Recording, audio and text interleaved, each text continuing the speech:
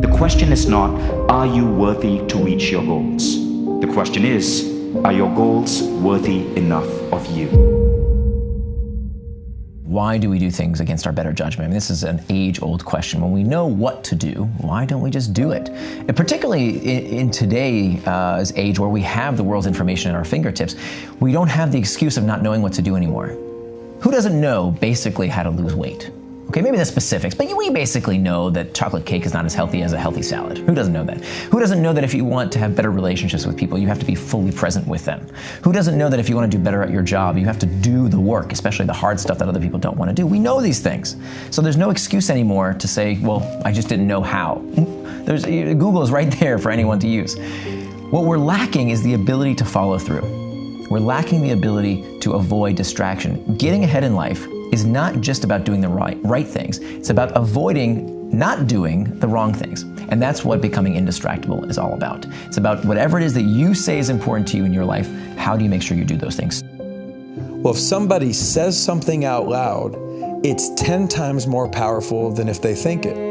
That negativity is a multiple of 4 to 7 times more powerful than positivity.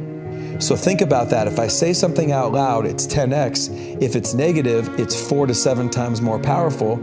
So when I say negative things out loud, it's 40 to 70 times more likely that that will happen or cause a result that won't be good for me than if I just didn't say anything.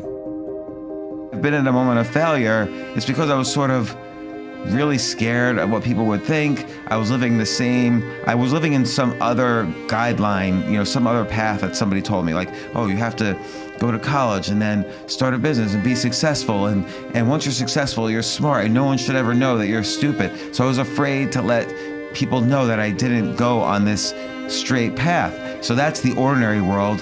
And then, in the arc of the hero, you go from the ordinary world to the extraordinary. The extraordinary is when I admit failure, and now I have to go on this very unusual path to find my way back. And that's going from the ordinary world to the extraordinary. And then along the way, you have bigger and bigger problems, and you meet your new friends and people who will help you until finally you have the greatest crisis of all, and you bring it back to tell the story. Like, you bring it back and you have a podcast or you write an article or whatever, and that's the full arc of the hero. For me, fear, the things I'm scared of, I'm like, come on. It's calling me. It says, hey, come play over here. It's an indicator. It's a good indicator, not a bad indicator. Lean into it. Come play with me, okay? So I either have fear because it's really dangerous. Yeah, look, I'm gonna get to the edge of this thing. I'm gonna get on the other side of that thing. I'm probably gonna be scared because I don't know what it feels like to fall, this many floors and hit. Maybe it does. Maybe there's no big deal about it. Maybe dying's not even a big deal. But I don't have the experience. I don't consciously have the. So, I used to be like, I can't buy a $78,000 house. I was terrified the first house I bought. I don't know what I'm doing. This is the problem, and you're not going to have the experience if you don't move through the fear. Mm-hmm. And a lot of people do it once and then they don't do it again. You got to it's not going away. It's just you're going to get used to. You're going to get used to the ski boots. The first time you put them on, man, they're freaking banging your shins.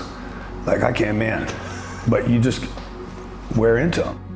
So interest, curiosity is that open quality that we've been talking about that's really about being curious about the journey. Like, look at this grain of wood. Isn't that, and not just isn't that interesting intellectually, but just really letting our senses rip. And just letting that feeling of curiosity come pouring out. Think about where you could be in 10 years. You don't have to know how to get there. Elon Musk hasn't solved all the problems to get to Mars. But when he talks about why he's here, when he talks about that vision, he's talking 10 years ahead. Because it explains how many of these big minds are literally applying envisioning to build their businesses. And that the envisioning concept is more important than talent or venture capital or ideas or execution. It starts with envisioning. Everything else flows from there. Realism is nothing more than a socially acceptable form of pessimism. The people with the most consistent track records of success don't think in terms of what is, they think in terms of what could be. Of when they get to work, They say they're going to do something. They say they're going to work on that big project. They're going to stop procrastinating, do that thing that they've been planning to do right after they check email, right after they scroll that Slack channel, right after they do that quick thing that they have to talk with a colleague real quick. And so 30, 45 minutes later, they still haven't started to do the thing they plan to do. I call it pseudo work. I kind of need to check email, right? I kind of need to do that stuff. But if I plan to do something else at that time, it is just as much of a distraction. So anything can become a distraction as well. And the reason this is so pernicious is that we are slaves now to the urgent at the sacrifice of the important when we do that. And today, in today's age where technology is so pervasive and so persuasive, I mean, it is designed to be persuasive, and we want it to be persuasive, we want products to be engaging, then it's easier than ever to get distracted. And I think it's not so much to say fit your life into an arc on purpose. You should just ask yourself, maybe, am I the hero of my journey? Like, what can I do today to have, even in a microscopic way, something that is a mini call from a mini ordinary to a mini extraordinary? I think it's an interesting challenge. A, your language is powerful, but number two, your behavior is way ahead of your success. And so many people let their feelings dictate what they do as opposed to throw your behavior out there. Russell Wilson's 5'10". He shouldn't be playing pro football, but he behaves like the best quarterback in the country, and he's done that since before he was at that level, and then his feelings and emotions and his skill caught up to that behavior. What I do, not how I feel about my past, is going to determine who I am in the future. And that's what I think neutral thinking is. And I think neutral thinking isn't just thinking, I think it's behavior, and I think it's language. And so your behavior is what's going to change you. But you also have to start by asking yourself, what do I want and why do I want it? Why don't I have it? When you wake up, when you have this transformation, when you go from Elon Musk to Elon plus the wisdom of Ariana, in that metaphor, you start opening yourself up to so much more. Now, the first aspect of the dark side of vision is this imbalance, but I want to tell you about another aspect, and that second aspect is cultural programming. The visions that we are pursuing don't come from us. They come from outside us.